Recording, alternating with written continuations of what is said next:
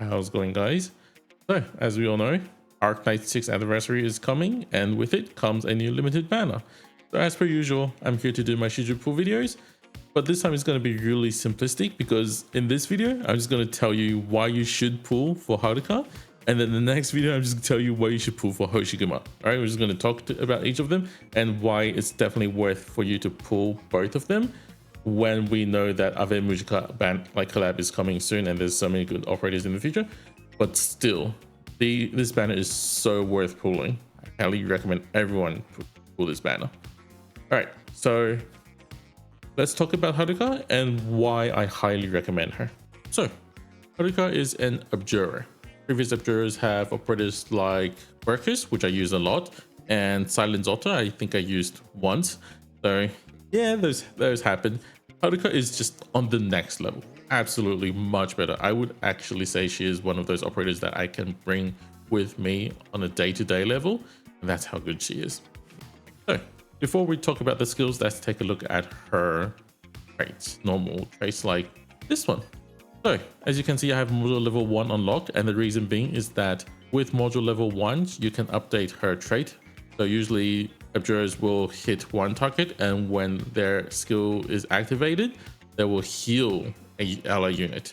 Now, with module level 1, she now hits 2 and heals 2. The healing amount is equivalent to 75% of her attack, so that's the same as other abjurers. Her first talent is that whenever a attack interval amount of time passes, so that's 1.6 seconds at default, that is depending on the attack speed, so think of this as an attack speed thing. Haruka will give a ally unit within her attack area a bubble that surrounds them, which provides 30% sanctuary. So sanctuary is like physical and arts damage reduction, so 30% arts and physical damage reduction. Now the bubble will burst after the unit takes damage and 0.5 second has passes. So let's say if a unit, your defender, is standing there and they take damage from 50 units all at once, right? If it's within a 0.5 second interval from the first attack to the last attack, they will all be getting a 30% damage reduction. Really awesome.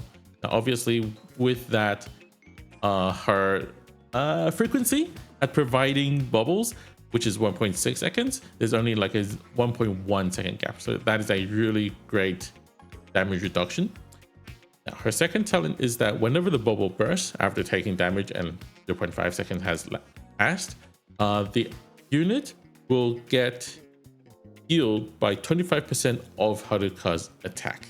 Now this grows by a further 3% if you have pot 5, but I wouldn't pull pot 5 just for this extra 3%, if you get what I mean. And when you have module level 3, there's also a 20% chance for the unit to recover 1 SP.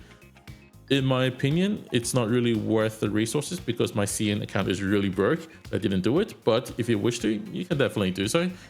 20% for 1 SP is still really, really nice. So that's base kit for Haruka. Now, let's talk about skills. So obviously we're going to start with skill 1.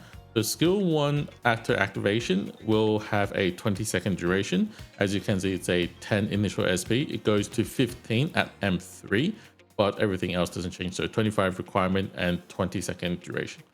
At M3, during skill duration, you will get 60 up plus 60 attack speed. And whenever a bubble bursts, it will immediately provide a nearby ally within a 8 tile, the surrounding 8 tiles, so adjacent tile unit, a bubble immediately. So, oh, I forgot to mention, bubbles are provided to operators with the least amount of HP by ratio. So obviously, as you can see, this is like a quick applying healing thing. It's just that this skill kind of gets outshined by skill 2 and skill 3. It's just not a really good skill in my opinion. And if you want one of these like rapid healing, you have so many other operators to do so. You don't really need to be using a new operator for that. So I would say that's a pass for most people. And if you do get her, and if you're a beginner, you just got her, I would recommend just E1 her, because E1 already makes her really usable. And I wouldn't stay at E0. E0 is just not as good. But go to E1 and you can stay there for a time being. then you can move forward after you have a lot of resources and a lot of other E2 operators. Then consider E2 Haruka. We'll talk about that as well down with skill 2 and skill 3. So skill 1, I would say don't bother with skill mastery. Up next, we have skill 2. So as you guys can see, this is the only skill I have got skill masteries in. Technically speaking, it shouldn't be the only one. It's just that I much prefer skill 2, so I have prioritized that one, and I forgot to skill 3 M3 my skill 3. So that's my bad, but let's go back to skill 2 first. So skill 2 is one of those skills that within the first time it's activated, it will last 26 seconds. But the second time the skill is activated, it will last indefinitely. Now, during skill duration, Haruka will be able to heal 1 extra target. So with module, she will heal 3 targets at the same time. And the amount of bubbles that she will be providing is twice. So she will provide 2 bubbles to ally unit instead of 1 for every 1 attack interval. And whenever ally unit is healed by Haruka, they will deal 200% of the healed amount to 3 surrounding enemies. Now, what does that mean? Oh, by the way, the second time this skill is used, you'll also gain plus 40% attack. I almost forgot that. So let's talk about this skill. So 17 seconds to warm up for 1 charge. So in order to have 2 skill charges, you will need 34 seconds. Plus 26 seconds, that's like equivalent of 60-second warm-up time for her skill 2. So that's basically the same as AFL Alter skill 1. So you would think, right? Well, they're both, 60-second warm-up time, great healing skills. Let's compare these two, because you see, they're both like permanent skills after they're activated. They're both 60 seconds. Haruka heals 3. Aya heals 2. When it comes to pure raw amount of healing, Haruka can heal much more than Aya Alter skill 1. So you're looking at 60% more healing, raw healing, because of the bubble bursting also provides healing as well. So you're looking at roughly 60% more healing per second than Aya. Plus, because Haruka also provides damage, even though there is only there's 2 bubbles at the same time, you can't really activate them like all the time frequently. So I would just say 1. All right, even 1, she's dealing similar DPS as arch damage as the normal Aya filler skill 2. So this is a crazy skill where she provides more damage, great damage, better healing, heals 3, and because bubble is sanctuary, so that actually dramatically increases your decreases the chance of your operators getting 1 shot. Obviously, Aya does provide 10% max HP, but this is a 30% damage reduction, so it's much stronger. And all of that combined just makes Haruka the better healing focused, like the AFK healer. The only downside compared to Aya is that Aya is more does provide elemental healing, and Aya Alter does have the better range. As you can see, Haruka, you kind of have to put her in the middle of the battlefield, where Aya Alter you can put her from like far from the back. So there is definitely still differences there. And I'm going to be really honest, I thought this skill will replace Aya for me, but Aya is still so good. And Aya Alter does not have to activate the skill twice. I can just put her down and forget about her. And that is the main reason I'm still using Aya Alter. I'm really sorry. I know I've got an issue, but this is a great AFK skill. And if you're not as lazy as me that you can't even be bothered to hit the skill twice, I would say she's definitely much better to pull and then to use as your AFK healer. Now, if you're new to the game, I would highly recommend you to get Haruka just for this skill, because once you get Haruka to E1, you'll be really strong, really reliable healer. Plus, the moment you get her to E1, you can start performing basically what I call as AFK strategy, where you can just leave them to do their own thing. You activate the skill, sure, but you just put them down, activate the skill, and you're done. You're set. You just go around, go watch YouTube videos, whatever. Do whatever you want. And the stage will just clear itself. My favorite strategy, AFK strat. So imagine as a beginner, you come into the game and you're already using AFK strat, which is usually considered to be like, you know, late game, like players like me who has been playing the game for years to be using, and you can already start trying that the moment you start the game, which is just ridiculous in my opinion. But she just allows that. So good, really worthy operator to pull, and I would highly recommend everyone to M3 this skill. And at last we have skill 3. So upon activating skill 3, Haruka gains plus up to 55% attack, increased attack area to this shape, and decreases attack interval by 0.6 seconds. So it makes her attack per second 1. So 1 second attack interval. During the skill duration, the bubbles provided by her will give double the sanctuary effect, so from 30% to 60%, really strong.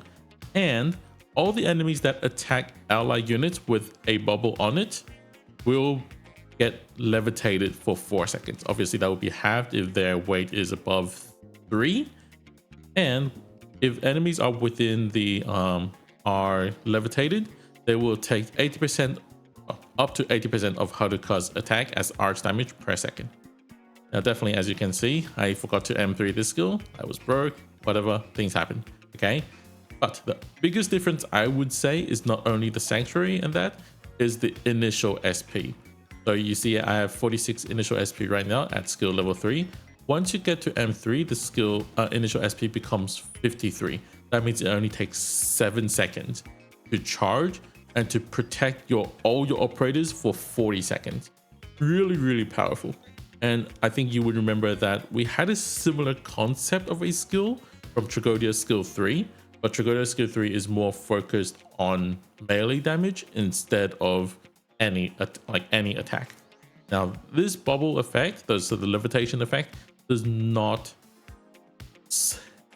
affect enemies that cannot be selected. So if an enemy is invisible, they cannot be selected, and hence they cannot be levitated. Okay, there was a bug back when they launched in CN, if I recall correctly, that they can bypass that, but they fixed it, so they patched it out. So that's not a thing. If you see someone saying that it used to be that way, they patch it out because it's too OP or it's just not as intention.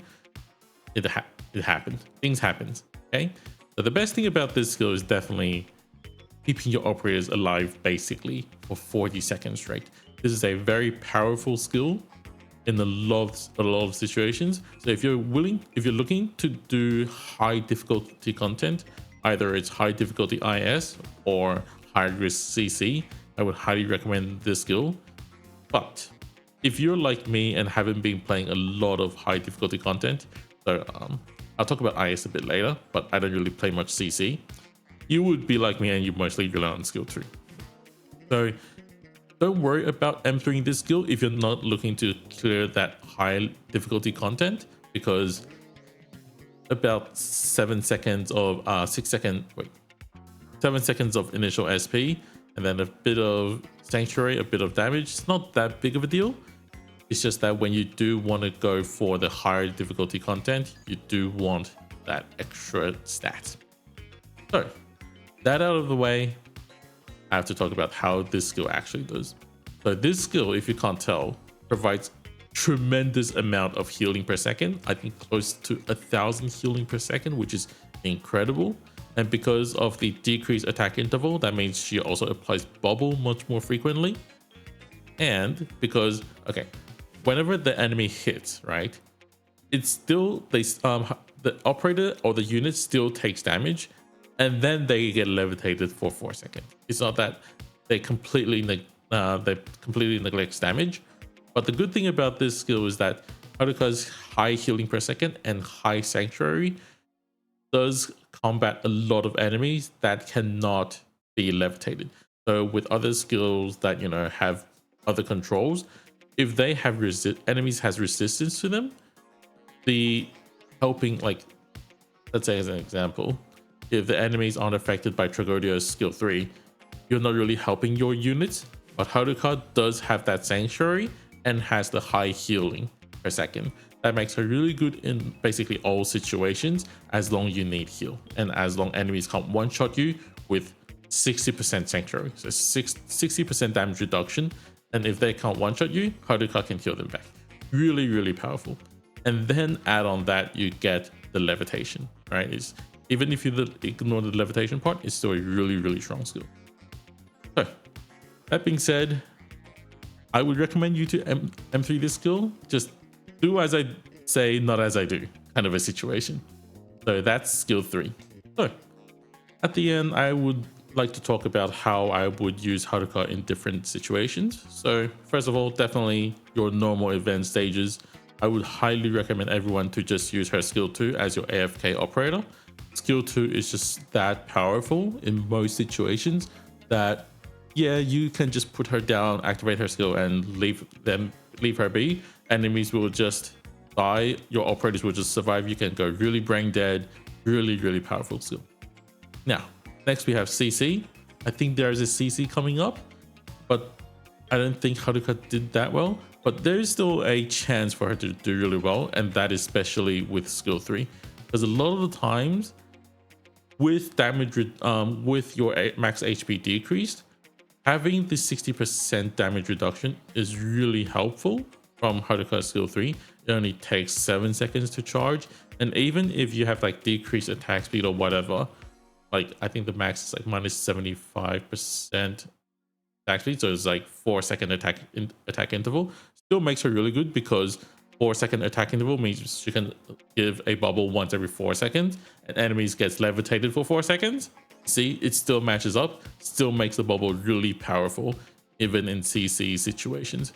So highly recommend if you want to play CC in high risk, M3 skill 3. Next we have IS. So obviously I'm going to be talking about IS6 specifically. So in IS6, your first supporter is going to be Radiant. Now usually you would think, well, second one would be Tragodia. Not necessarily the case. I do find that once you have enough damage, you don't really need to grab Tragodia as much anymore, and once you know what you're doing. Same can actually be said about Haruka. She's just good to have to give you a peace of mind, you know? It makes you feel safe, but it doesn't really carry you, because at the end of the day, she doesn't do damage. And when you don't do damage, all you can do is tank. And when enemies won't just die if you're tanking them, right? You still have to kill them. At the end of the day, she's just there to, you know, make sure that your operators survive and nothing really bad happens. So Pagodia, sure, can bait enemies, but does not save your operators. Haruka saves your operators. So there's the catch. So I personally would say, if you want a peace of mind, get Haruka skill 2, especially if you feel like you need a medic and you didn't get any medic ticket. Haruka skill 2, a great pick, and skill 3 as well, actually. So you know the special stage to make operators a candle holder or something, whatever that's called. You get operators get like showered by lightning. That stage with Haruka skill 3, you can easily tank that and make any operator you want into the candle guest. Is that what they call it? Candle holder? I can't quite recall, but you get the point. So skill 3 is really strong. It's just that it wouldn't be your first pick. It's definitely going to be after Radiant. So next we have SSS. With SSS, I think just having a supporter is really strong, because obviously you can, you know, shuffle through more cards, and you can also use her as your normal healer, right? You don't really need to stack any buffs on her. She just works really well as is. So if you also just want a healer as well as, you know, shuffling some cards through, great pick, actually, in my opinion. I haven't really used her in RA, but personally, I would think that not much point using her in RA because of the skill cycle, and you can't really out heal a lot of the enemies that deals crazy damage in that thing. You're better off trying to perma stall them. So I wouldn't really recommend her for RA, but that's just how it is. Can't have a perfect operator for everything, right? So that's it for this video. I hope you guys have made up your mind to pull Haruka. Definitely worth it in my opinion. And I'll see you guys in the next video where I talk about Hoshiguma Ulta, because that is a completely different situation and even bigger impact on the Defender Supporter Squad in IS6. So see you tomorrow for that video. Bye.